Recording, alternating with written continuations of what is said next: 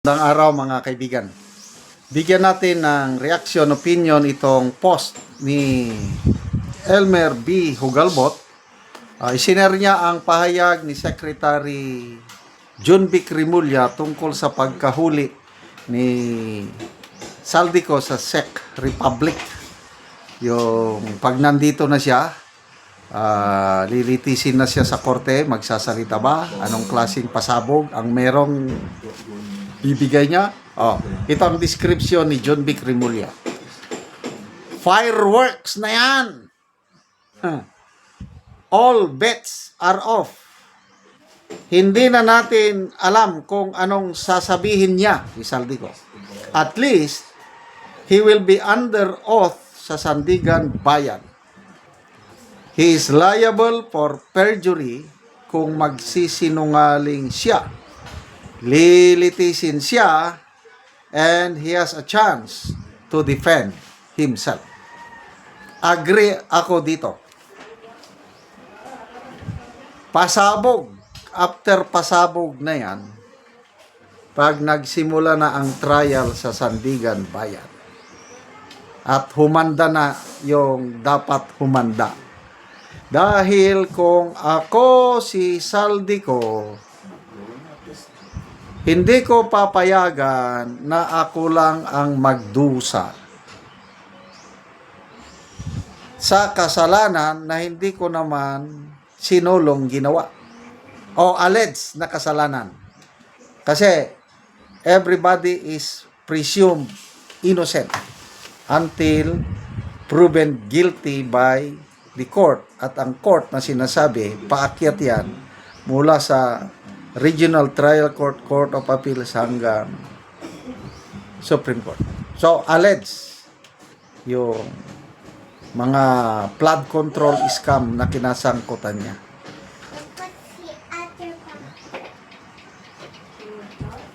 Lintik lang ang walang ganti. Di ba yun ang kasabihan natin? Again,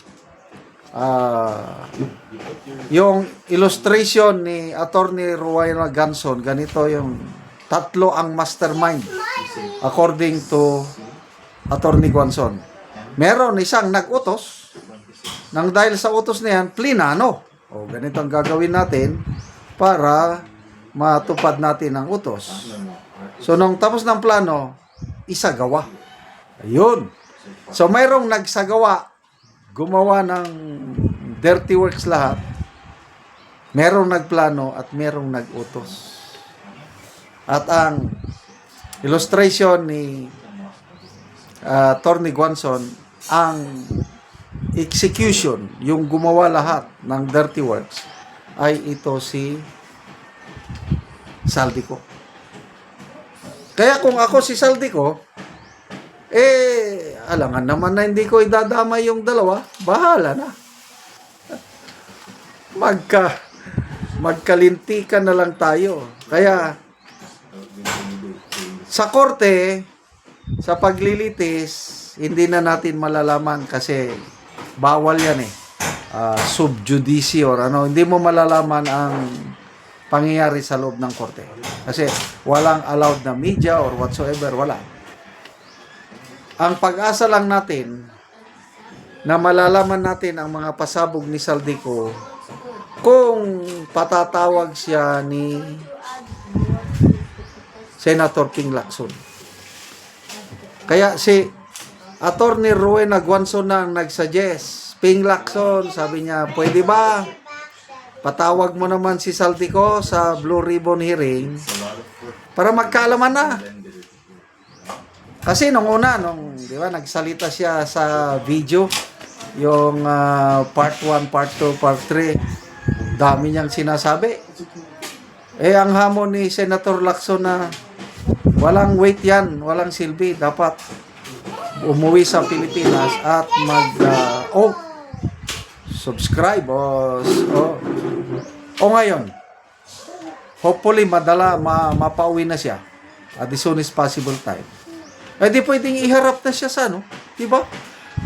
Kung talagang totoo si Senator Ping Lacson na hahabulin niya ang mga mastermind, Dito ngayon mapapatunayan niya na wala siyang pinagtatakpan, na siya pa rin yung dating Lacson na graft and corruption buster o czar. Kung patawag niya ng tuluyan si Saldico at pabayaan natin si Saldico na magsalita. Kasi sa Blue Ribbon hearing, live stream yan eh. Mapapakinggan natin ngayon. Yon. Magharap ngayon yung 18 Marines plus si Orly Gutesa, si Attorney Baligod, dyan din si Saldico, kung sino pa dyan. Oh, doon na magkakalaman na. Ako, ang hinihintay ko lang, kagaya ng unang ginawa niya nung nagsalita si Gutesa, di ba? Walang naniniwala kay Gutesa tungkol sa Coca County, binabaliwala si Gutesa yung mali-maleta delivery.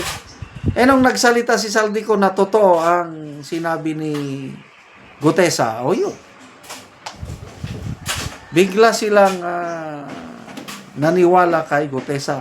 Kaya itong 18 Marines na ito na sinasabi na lacking in credibility, possible daw, mathematically impossible, mga ganon.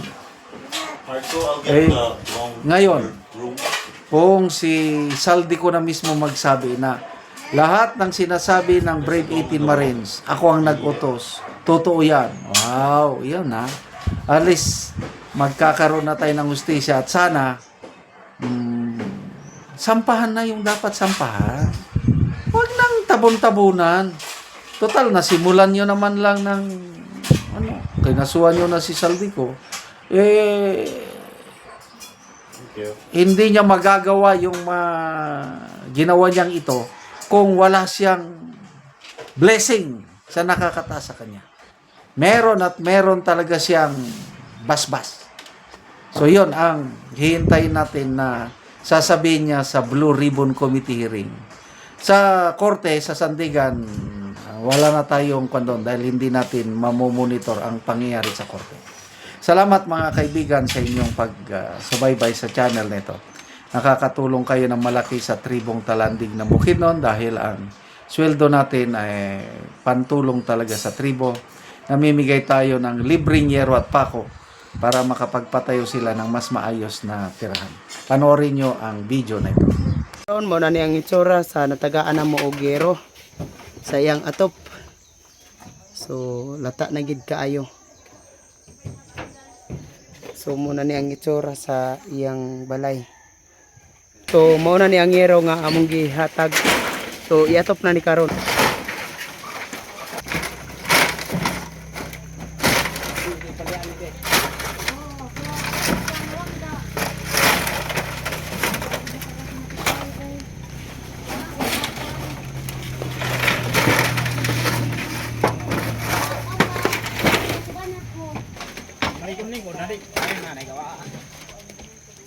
Okay.